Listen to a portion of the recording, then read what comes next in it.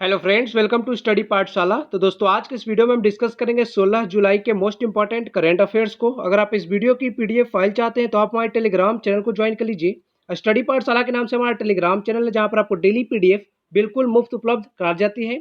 और अगर अभी तक आपने हमारे चैनल को सब्सक्राइब नहीं किया स्टडी पाठशाला को, तो इसे भी जरूर सब्सक्राइब कर लीजिए इस तरह के डेली लेक्चर्स के लिए। तो चलिए लेक्चर कंटिन्यू करते हैं। सबसे पहले देखेंगे अपने कल के अभ्यास प्रश्न को। और प्रश्न में कल आपसे पूछा क्या गया था, इनमें से किस देश से ईरान की सीमा नहीं लगती है। तो जो ईरान देश है वो अपनी सीमा सऊदी अरब के साथ साझा नहीं करता है। यहाँ पर देख लो मैप में ईरान की लोकेशन, ये देखो है ईरान, जिसकी राजधानी तेहरान यहाँ पर है। और ईरान जो अपनी सीमा साझा करता है तुर्कमेनिस्तान के साथ। यहाँ देखो अफगानिस्तान है, ये है पाकिस्तान। और यहाँ पे आ जाओ नॉर्थ में, यहाँ पर अजरबैजान मिलेगा, आर्मेनिया है, ये टर्की और यह इराक। तो ईरान जो है अपनी सीमा साझा करता है Azerbaijan, Armenia, Turkmenistan, Pakistan, Afghanistan, Turkey और इराक। याद रखना ये चीज। चलो आगे देखते हैं। और ईरान के भी राष्ट्रपति कौन है, उनका नाम है हसन रूहानी। चलो यहाँ देखो, एक प्रश्न है आपसे ईरान से रिलेटेड ही। हाल ही में चाबहार रेल परियोजना चर्चा में है, आप सभी को पता होगा। तो आपको बताना है इस परियोजना के संदर्भ में निम्न में से कौन सा कथन सत्य है। सही ऑप्शन चुनना है आपको। आपका पहला ऑप्शन है, ईरान ने भारत को इस परियोजना से अलग करने की घोषणा की है। दूसरा ऑप्शन है, इस परियोजना में ईरान, भारत और चीन के बीच करार हुआ था। तीसरा ऑप्शन, इसमें चाबहार बंदरगाह से जहेदान के लिए रेलवे लाइन को पूरा किया जाना था। तो आपको बताना है इनमें से कौन सा कथन सत्य है। आपके ऑप्शन है ए केवल एक, बी केवल दो, सी केवल एक और तीन, और डी एक, दो और तीन। तो यहाँ पर देखो पहला ऑप्शन, ईरान ने भारत को इस परियोजना से अलग करने की घोषणा की है, ये बिल्कुल सही है। और इस वजह से ये जो है न्यूज में अभी चाबहार रेल परियोजना। दूसरा ऑप्शन है, इस परियोजना में ईरान, भारत और चीन के बीच करार हुआ था। तो जी नहीं, चीन के बीच करार नहीं हुआ था, यहाँ पर ईरान, भारत और अफगानिस्तान के बीच करार हुआ था। तो सेकेंड ऑप्शन हमारा जो है ये गलत है। तीसरा ऑप्शन, इसमें चाबहार बंदरगाह से जहेदान के लिए रेलवे लाइन को पूरा किया जाना था। तो ये ऑप्शन जो है तीसरा ऑप्शन बिल्कुल सही है। तो हमारा सही उत्तर यहाँ पर हो जाएगा सी केवल एक और तीन। याद रखना। यहाँ पर देख लो डिटेल्स। यहाँ पर देखो, ईरान ने भारत को चाबहार रेल परियोजना से अलग करने की 14 जुलाई को घोषणा की है। एंड ईरान को ऐसा कहना है कि यह अब इस परियोजना में भारत की मदद नहीं लेगा, वो इस परियोजना को खुद से स्टार्ट करना चाहता है। और 2016 में प्रधानमंत्री नरेंद्र मोदी ने ईरान की यात्रा की थी। एंड इस दौरान ही चाबहार समझौते पर हस्ताक्षर हुआ था। और पूरे परियोजना पर करीब 1.6 अरब डॉलर का निवेश होना था। इस परियोजना में चाबहार बंदरगाह और इस बंदरगाह से जहेदान के लिए 628 किलोमीटर रेलवे लाइन को पूरा किया जाना था। एक और चीज़ मैं आपको यहाँ पर बता देता हूँ, जो हमने चाबहार बंदरगाह में इन्वेस्टमेंट किया है वो बिल्कुल सही सलामत है, उसमें कोई दिक्कत नहीं आई है। लेकिन जो बंदरगाह से, चाबहार बंदरगाह से जहेदान तक जो हमें 628 किलोमीटर रेलवे लाइन बनाना था, उस परियोजना के लिए ईरान ने अभी हमें रोका है। इस परियोजना से भारत के अफगानिस्तान और अन्य मध्य एशियाई देशों तक एक वैकल्पिक मार्ग मुहैया कराना जाना था। इसके लिए ईरान, भारत और अफगानिस्तान के बीच त्रिपक्षीय करार हुआ था। चाबहार रेल परियोजना चाबहार पोर्ट से जहेदान के बीच बनाई जानी है। आपको मैं मैप में लोकेट करूंगा आगे। और भारत और ईरान के बीच हुए समझौते के तहत भारत की सरकारी रेल कंपनी भारतीय रेलवे कंस्ट्रक्शंस लिमिटेड द्वारा इस परियोजना को पूरा किया जाना था। अब आगे देखो, ईरान हमें अगर बोलेगा इस परियोजना को पूरा करने के लिए तो हम फिर से इसमें शामिल हो जाएंगे। अभी तो फिलहाल ईरान ने हमें रोका है। यहाँ पर देख लो मैप, ये है हमारा प्यारा भारत। अगर भारत से अरेबियन अरब सागर को यहाँ पे क्रॉस करके आओगे तो यहाँ पे आपको मिलेगा गल्फ ऑफ ओमान। और यहीं पे पोर्ट है हमारा चाबहार पोर्ट, जिसे हमने डेवलप किया है ईरान में। याद रखना, ईरान की पोर्ट है चाबहार पोर्ट, लेकिन डेवलप किसने किया है, भारत ने। और यहाँ पे देखो पाकिस्तान में ग्वादर पोर्ट है, जो इसे डेवलप किया है चीन ने। ध्यान देना। तो यहाँ पर देखो ये चाबहार पोर्ट है, यहाँ से जो है जहेदान के लिए यहाँ तक हमें रेलवे लाइन बनाना था, जिसके लिए हमें ईरान ने भी रोका है। और इसी को कंटिन्यू करते हम आगे, यहाँ पे जारान ले जाते हैं अफगानिस्तान में। और अफगानिस्तान का एक और क्षेत्र है दिलाराम, तो यहाँ तक हम इसको अफगानिस्तान को कनेक्ट कर दें। देखो ईरान जो है अपना कोई भी जो है सामान डायरेक्टली जो है अफगानिस्तान में मतलब एक्सपोर्ट नहीं कर पाता है, क्योंकि देखो यहाँ से अगर हम जाना चाहते हैं पाकिस्तान से, तो पाकिस्तान इसके लिए हमें मना करता है। इसलिए हमने डायरेक्ट यहाँ पे क्या किया है, इंडिया को यहाँ पे अरब सागर से गल्फ ऑफ ओमान यहाँ पे चाबहार पोर्ट को यहाँ पे कनेक्ट कर दिया है, ताकि यहाँ पे हमारे जो भी शिप आए यहाँ से सामान उतरे और यहाँ से रेलवे के माध्यम से जहेदान जाए, और इसके आगे जारांज और डेलाराम जाए, और इसके आगे जो भी मध्य जो एशियाई देश है वहाँ तक हम अपने सामान को एक्सपोर्ट कर सकें। याद रखना। चलो आगे देखते हैं। और एक और चीज़, हाँ, जो चाबहार पोर्ट है उसमें हमने जो भी इन्वेस्ट किया था उसमें कोई प्रॉब्लम नहीं आई है, लेकिन जो चाबहार रेलवे जो हम लोग बनाने वाले थे रेल लाइन, उसके लिए ईरान ने रोका है, ये चीज़ ध्यान देना। चलो आगे देखते हैं। और इस पर हाँ एक कंप्लीट वीडियो जो है मैम ने बना दिया है, करेंट अफेयर्स स्पेशल सीरीज में, तो उसे भी जरूर देखना, वहाँ पर आपको बिल्कुल डिटेल्स के साथ सब कुछ समझाया जाएगा। दूसरा प्रश्न, प्रतिवर्ष विश्व युवा कौशल दिवस कब मनाया जाता है? तो वर्ल्ड यूथ स्किल्स डे की बात हो रही है। ये प्रतिवर्ष मनाया जाता है 15 जुलाई को, याद रखना।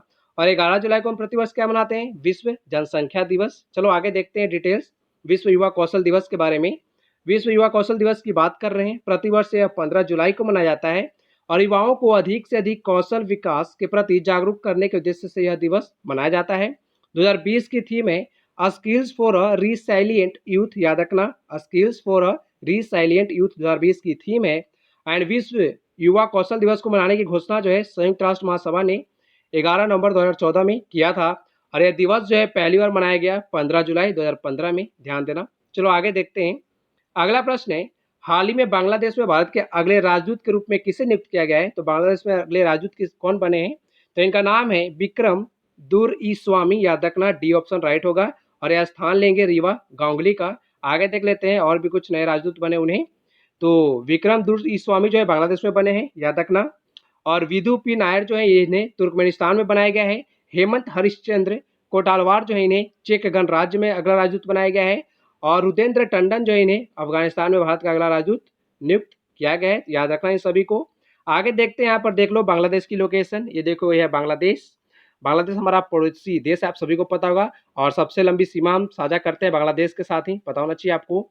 बांग्लादेश के साथ जो है हमारे 5 राज्य सीमा बनाते हैं, वो कौन कौन से राज्य हैं? यहाँ पर देखो वेस्ट बंगाल है, यहाँ पर असम की सीमा लगती है, यह मेघालय, यहाँ पर त्रिपुरा और यह मिजोरम, याद रखना।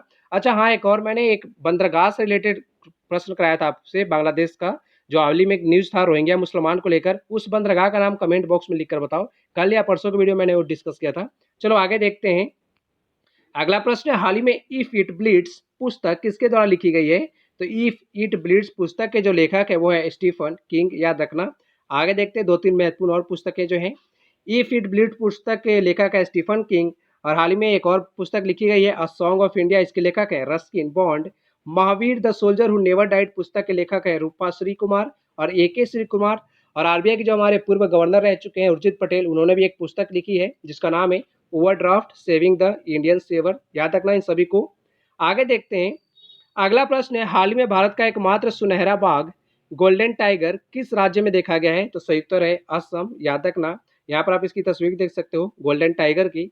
यहाँ पर देखो, हाल ही में भारत का एकमात्र जो सुनहरा बाघ है यानी गोल्डन टाइगर, यह असम राज्य में देखा गया है। और हाँ, यह एक नहीं है, यहाँ पर ये बताया गया है कि ये जो है 4 इसकी संख्या है, यानी 4 है यहाँ पे, एकमात्र नहीं है। ऐसा नहीं है कि सुनहरा बाघ हमारे देश में एक ही है, ऐसा कहा जा रहा है कि 4 है, लेकिन उसकी पुष्टि होने भी बाकी है। जब पुष्टि हो जाएगी तब आपको हम बता देंगे। एंड इस एकमात्र जो धीराधार बाघ या स्ट्रॉबेरी बाघ की तस्वीरें जो ली है उनका नाम है म्यूरिस हेंद्रे, जो कि वाइल्ड लाइफ फोटोग्राफर हैं, याद रखना। और ये कहाँ पे मिला है, कहाँ पे देखा गया इसे? तो असम का जो विश्व विरासत घोषित जो है, मतलब विश्व विरासत सूची में ये काजीरंगा राष्ट्रीय उद्यान हमारा, वहाँ पर इसे देखा गया, याद रखना। एंड इस गोल्डन टाइगर का नाम क्या है? काजी 106F। तो ध्यान से सुने, एक बार और बताता हूँ। गोल्डन टाइगर का नाम है काजी 106F एंड इसे कहाँ पे देखा गया? काजीरंगा राष्ट्रीय उद्यान, जो कि असम में है, ध्यान देना। चलो आगे देखते हैं। यहाँ पर देख लो असम को मैप में, ये देखो येलो कलर का असम है। असम की अंतर्राष्ट्रीय सीमा जो लगती है वो है भूटान और बांग्लादेश के साथ, याद रखना। एंड इसकी राष्ट्रीय सीमा जो है वो लगती है, यहाँ पर देखो वेस्ट बंगाल के साथ, यहाँ पर अरुणाचल प्रदेश, या नागालैंड, या मणिपुर, यहाँ पर मिजोरम है, त्रिपुरा और ये मेघालय, याद रखना। चलो आगे देखते हैं। अगला प्रश्न है, इनमें से किसे 2020 के मोहन बागान रत्न से सम्मानित किया जाएगा? तो मोहन बागान रत्न से सम्मानित किया जाएगा 2 लोगों को, एक तो है गुरबख्श सिंह और दूसरे हैं पलाश नंदी, याद रखना। यहाँ पे डी ऑप्शन हमारा राइट हो जाएगा, ए और बी दोनों। चलो आगे देखते हैं। यहाँ पर देखो AT के मोहन बागान क्लब के अनुसार हॉकी लीजेंड गुरबख्श सिंह और पूर्व प्रथम श्रेणी क्रिकेटर पलाश नंदी को इस साल के मोहन बागान रत्न से सम्मानित किया जाएगा। मोहन बागान रत्न जो है प्रतिवर्ष प्रदान किया जाता है। यह पुरस्कार बेहतरीन पूर्व खिलाड़ियों को प्रदान किया जाता है। और मोहन बागान दिवस जो है ये प्रतिवर्ष 29 जुलाई को मनाया जाता है। और इसी दिन मोहन बागान ने British club east Yorkshire regiment को पराजित करके IFA शील्ड को जीता था, याद रखना। और एक जो मोहन बागान जो है यह एथलेटिक क्लब है, याद रखना, जिसका स्थापना हुआ था 1889 में। और इसका मुख्यालय जो है वेस्ट क्या बोलते हैं, हेडक्वार्टर जो है कहाँ पर है? वेस्ट बंगाल की राजधानी कोलकाता में। चलो ध्यान देना, आगे देखते हैं। अगला प्रश्न है, छत्तीसगढ़ सरकार ने किस योजना के तहत किसानों से 2 रुपये प्रति किलोग्राम की दर से गोबर खरीदने की मंजूरी दी है? तो इस योजना का नाम है गोधन न्याय योजना। बी ऑप्शन यहाँ पर हमारा राइट हो जाएगा। डिटेल्स देख लो थोड़ी सी, यहाँ पर देखो, छत्तीसगढ़ सरकार ने गोधन न्याय योजना के तहत गौ पालक किसानों से 2 रुपये प्रति किलोग्राम की दर से गोबर खरीदने की मंजूरी दी है। इस योजना की शुरुआत होगी राज्य में जब हरेली पर्व होगा तब से, याद रखना। एंड इस योजना से जैविक खेती को बढ़ावा मिलने के साथ ही ग्रामीण और शहरी क्षेत्रों में रोजगार के नए अवसर, गौ पालन एवं गौ सुरक्षा को प्रोत्साहन, खुली चराई पर रोक, द्विफसली क्षेत्र के विस्तार के साथ ही पशुपालकों को आर्थिक लाभ प्राप्त होगा। अगला प्रश्न देखते हैं। प्रश्न हमारा, किस भारतवंशी फिर से सुनो, भारतवंशी चंद्रिका प्रसाद संतोखी को किस देश का राष्ट्रपति चुना गया है? तो चंद्रिका प्रसाद संतोखी जो है किस देश के नए राष्ट्रपति बने हैं वो आपको बताना है। तो इस देश का नाम है सूरीनाम, याद रखना, जो हमारा दक्षिण अमेरिकी महाद्वीप है उसमें छोटा सा देश है सूरीनाम। आगे हम लोकेशन देखेंगे।